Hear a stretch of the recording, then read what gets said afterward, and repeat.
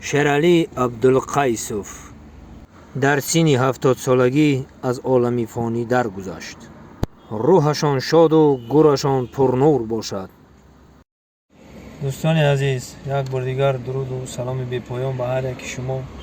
چطوری که ما گفتم که هر ساعت میخیزم ترسیده میخیزم که یک خبر میفهمم این دیگه برادرم. این امروز استاد عزیزی ما شرعلی عبدالقیسوف این دنیای فانی را پدرود گفت.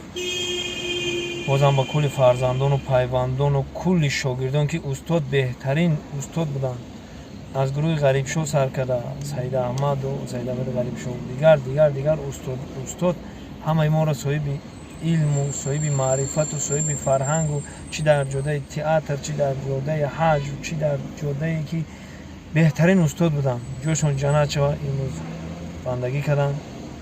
خداوند بزرگ جوشون را جنت کنن. استاد عزیزم، این کسلی خانمانسوز، این وبای عصر 21 بوین یک تا بین ما گرفته رفته است. هر یک برای همه دوستان عزیز، مردم مسلمان، در نمازهای جمعه در نمازاتون دعا کنید در حق یکدیگر، در حق مسلمانای روی دنیا. ای خداوند بزرگ دعا کنید که این کسلا ای بین ما نابود کنند. دیگه چه گفتن من نمیدونم.